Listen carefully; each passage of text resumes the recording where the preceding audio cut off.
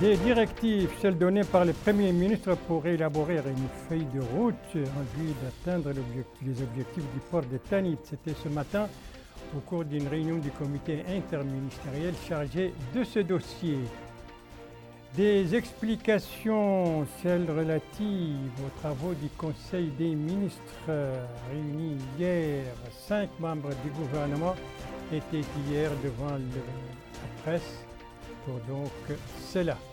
Et puis des problèmes, ceux des citoyens, des habitants de Fdéricoutir-Zemmour, des problèmes qui ont pour nom l'enclavement, l'eau, l'école, pour ne citer que cela. Voilà pour les titres de votre journal et c'est parti. Mesdames, Mesdemoiselles, Messieurs, bonsoir et bienvenue à votre 21h30 de ce vendredi 20 septembre 2019. À 21h30 que nous allons commencer à la primature qui a abrité ce matin une réunion du comité interministériel. Voilà les images. Le comité interministériel chargé justement des mesures de renforcement des capacités des services du port de Tanit et de la promotion des investissements spéciaux au niveau de ce port. Une rencontre qui a permis de passer en revue les activités réalisées dans le domaine de l'énergie, des routes et des assurances, ainsi que les avantages proposés pour attirer les investissements spéciaux. Et c'était aussi l'occasion pour M. Ismail Ould-Bodé Ould-Chertidia, qui a présidé la réunion, d'insister sur la nécessité d'accélérer les rythmes des travaux au niveau de cette importante et vitale structure portière et de prendre toutes les dispositions incitatives quant aux retombées économiques de ce port, notamment en matière donc d'emploi, de transformation et de valorisation de nos produits. Et le Premier ministre a donné donc des directives pour l'élaboration d'une feuille de route permettant l'atteinte des objectifs fixés dans ce sens. Et c'est une réunion, il faut le rappeler, qui intervient après la communication faite en Conseil des ministres lors de son avant-dernière réunion, c'était le 12 septembre dernier. Beaucoup de communications et beaucoup de textes ont été adoptés également au cours de la dernière réunion du gouvernement. C'était hier, des textes, des communications qui ont été commentés au cours de la conférence de presse tenue hier, conférence de presse animée par 5 ministres, à savoir le ministre de l'Équipement et des Transports, porte-parole du gouvernement par intérim, le ministre de la Justice, le ministre des Pêches et de l'Économie maritime, la ministre de l'Environnement et du Développement durable et sa collègue des Affaires sociales, de l'enfance et de la famille. Résumé de cette conférence avec Rabia Adida. Les projets de loi et des communications relatifs au département de la justice, des pêches et de l'économie maritime, des affaires sociales, de l'enfance et de la famille et de l'environnement et du développement durable ont été commentés au cours de ce point de presse hebdomadaire. Commentant les travaux du Conseil, le ministre de la Justice, Dr Haïmoud Ramadan, a indiqué que le projet qu'il a présenté comporte certaines modifications du Code de commerce qui comprend 116 articles répétitifs. Les nouvelles modifications apportent une simplification des procédures, une plus grande clarté dans les attributions des avocats et des notaires en matière d'élaboration des contrats liés au fonds de commerce.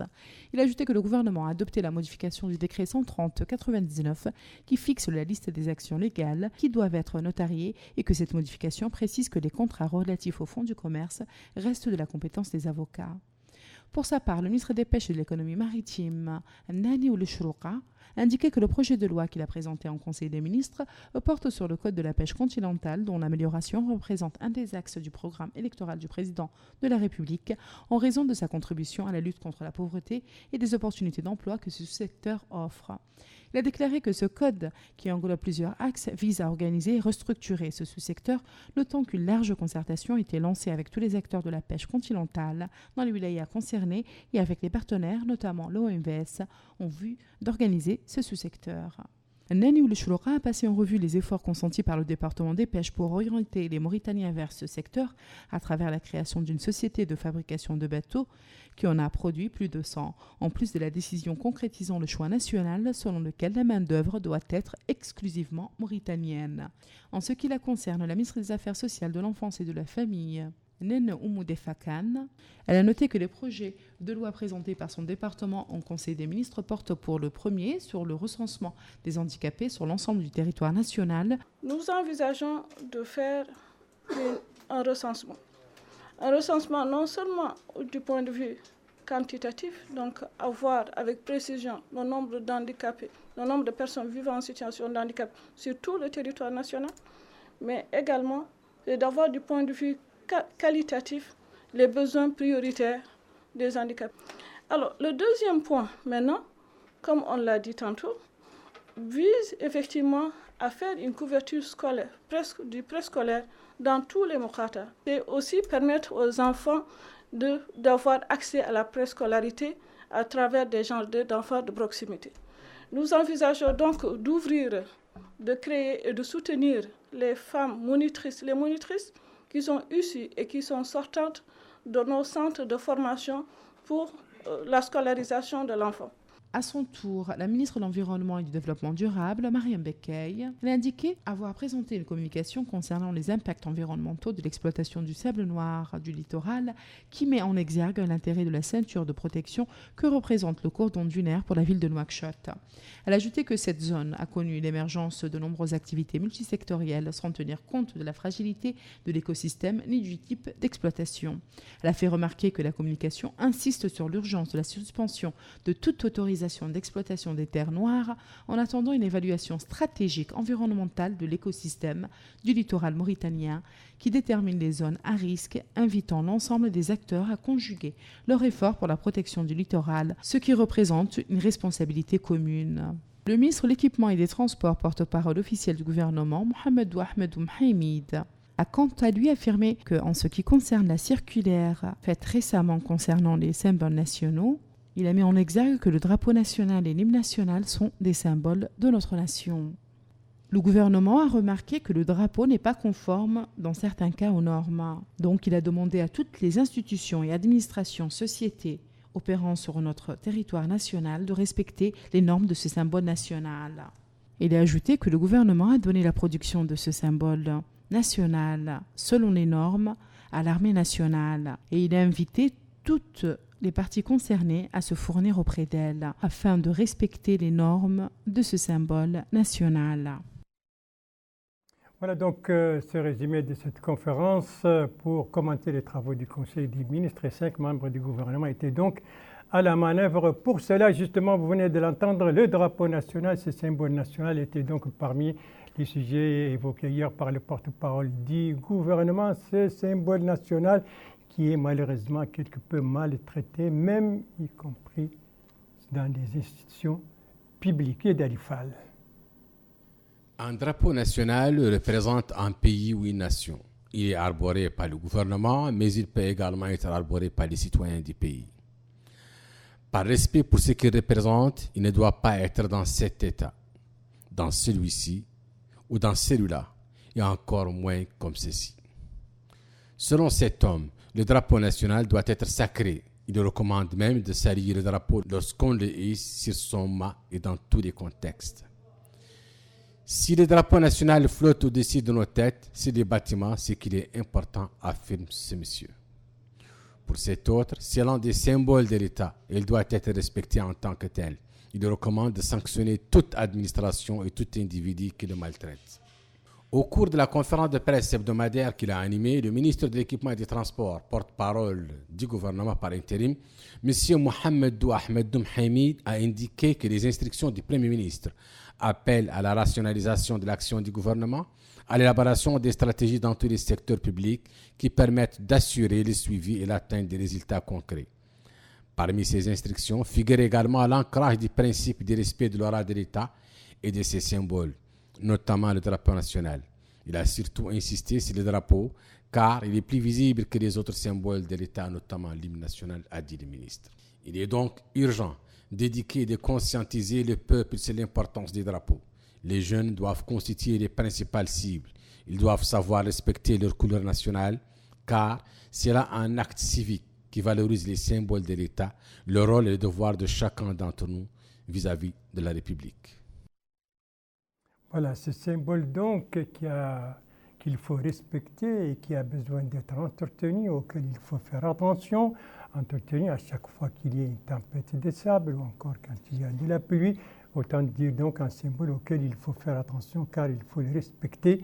Et justement à propos des pluies, eh bien des pluies ont été enregistrées ces dernières 24 heures à l'intérieur du pays. Où est la hauteur des précipitations? On va les découvrir ensemble.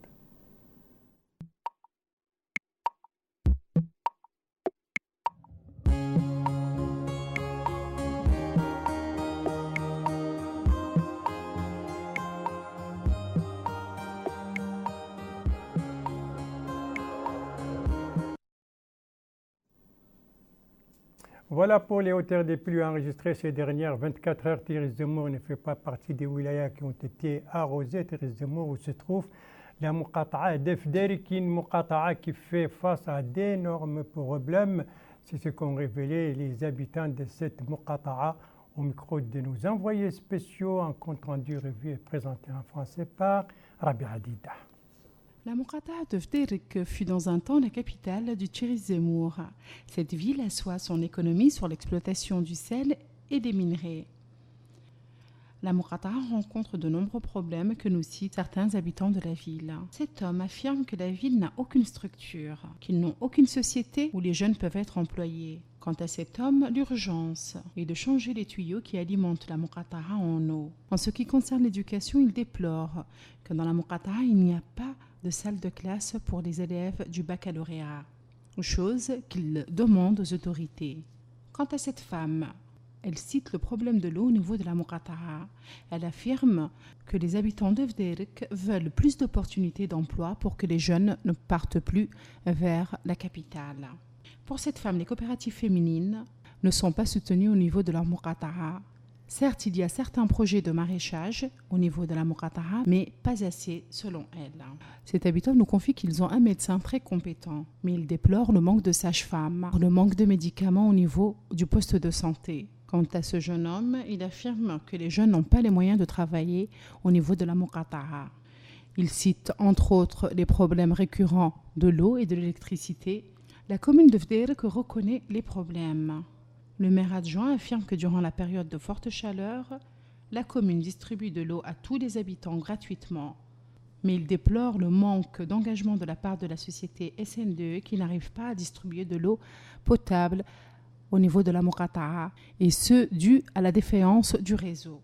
Il affirme qu'ils ont effectué une demande pour l'ouverture de salles de classe de baccalauréat, mais que les autorités compétentes leur ont répondu qu'il faut un certain quota pour ouvrir une salle de classe.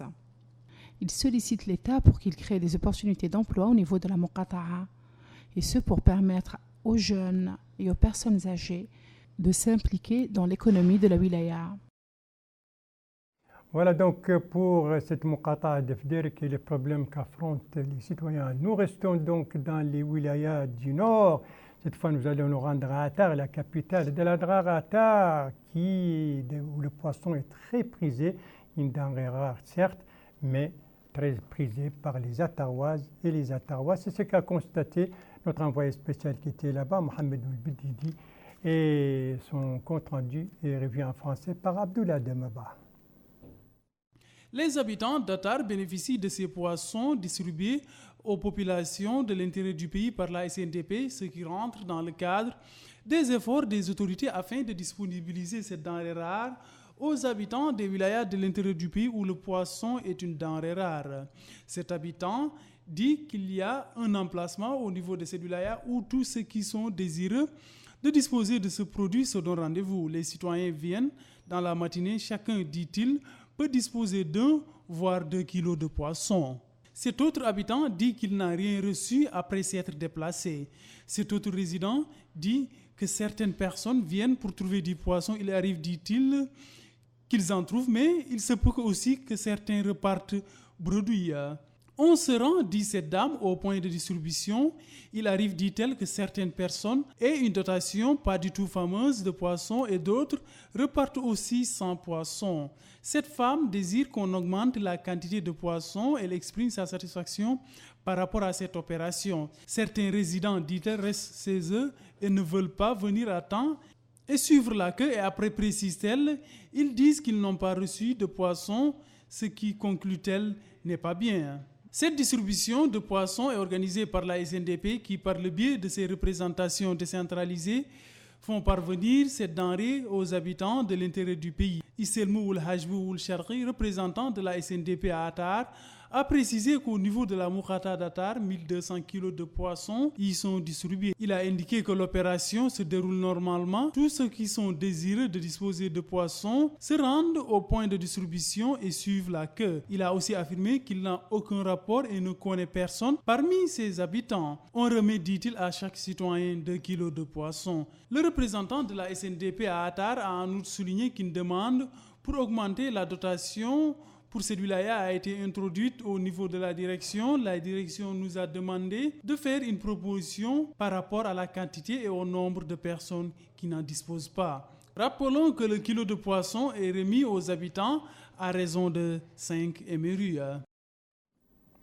Voilà, le poisson, une denrée très prisée à Atar, la capitale de l'Adrar. Et toujours est-il qu'après un bon riz au poisson dans la capitale de l'Adrar, eh bien, à quelques centaines de kilomètres, un voyage à quelques centaines de kilomètres plus au sud pour se rendre au Brakna et notamment à Aleg, la capitale du Brakna, Aleg connue désormais par son fameux méchoui. Un reportage de notre envoyé spécial Saïd Oul-Habayib, revu et présenté en français par Bokar Baïlaba.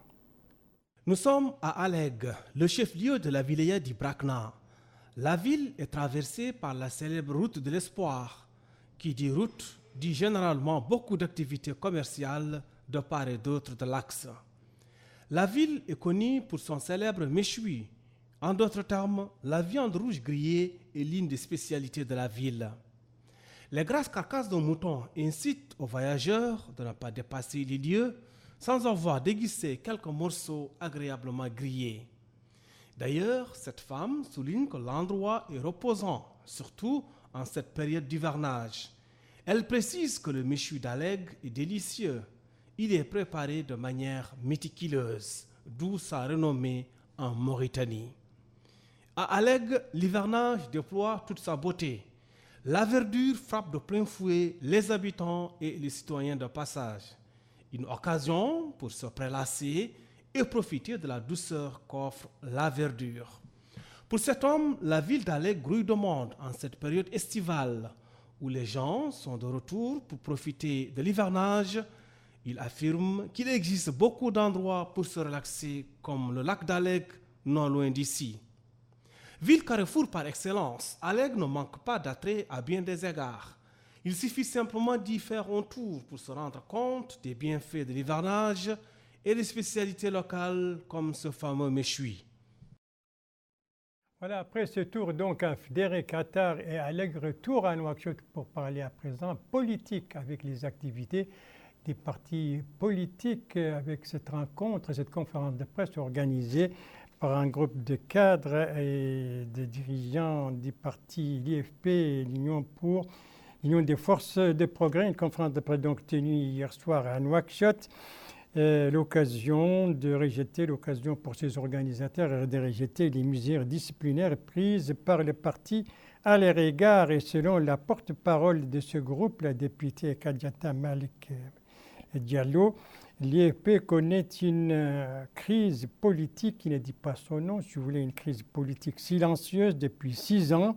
Et elle a en même temps réaffirmé l'attachement de ce groupe à la ligne politique de l'IFP, ce parti créé à la fin des années 90 du siècle dernier. Et on va terminer ce journal par les journalistes avec cette rencontre de concertation organisée aujourd'hui ici à Nouakchott au siège du syndicat des journalistes de Mauritanie. Une rencontre qui a vu la participation de nombreux journalistes, toutes générations confondues. L'objectif de cette réunion, Bokar Baïlaba? L'organisation de la rencontre est dictée par les questions de l'heure. La presse mauritanienne veut s'émanciper et participer activement à l'ancrage de la démocratie et au développement du pays. En d'autres termes, la profession veut renforcer sa crédibilité. D'ailleurs, les discussions ont tourné autour de la recherche des moyens pour promouvoir davantage les valeurs du travail journalistique professionnel, discipliné et partant renforcer les tentatives de réforme et de développement de la profession. Il a été aussi question de l'histoire de la presse indépendante, de sa naissance dans les années 1990, aux multiples réformes dont elle a fait l'objet avec des tentatives de création de groupes de presse dont certains ont mis la clé sous le paillasson. À cela s'ajoutent les expériences à l'échelle nationale et internationale. Les interventions des participants ont aussi été axées sur l'éthique et la déontologie, la protection des sources, les textes réglementaires, entre autres. Le syndicat des journalistes mauritaniens indique que les recommandations de travaux de cette rencontre seront soumises au pouvoir public. Voilà, ce journal est à présent terminé. Merci à vous, madame, mademoiselle, monsieur, de l'avoir suivi. Merci bien entendu aux équipes rédactionnelles et techniques qui ont participé à sa conception. Je vous en rappelle les principales informations. Ici, c'est la réunion ce matin du comité interministériel chargé de la mise en œuvre des mesures de renforcement des capacités des services du port de Tanit et de la promotion des investissements spéciaux au niveau de ce port, réunion présidée par le Premier ministre qui a donné des directives dans ce sens. Ici, c'est donc cette conférence hebdomadaire pour commenter les travaux du Conseil des ministres et celle d'hier était animée par 5 ministres qui ont parlé des différentes communications et textes adoptés. Ici, c'est la Muqata'a de Fdérik et les problèmes que rencontrent ces habitants, des problèmes qui ont pour nom l'eau, l'enclavement, le chômage, etc. Voilà, il ne me reste plus qu'à vous souhaiter une très bonne fin de soirée, une très bonne fin de semaine et à vous donner rendez-vous, Inch'Allah, demain à la même heure, 21h30. Bonsoir.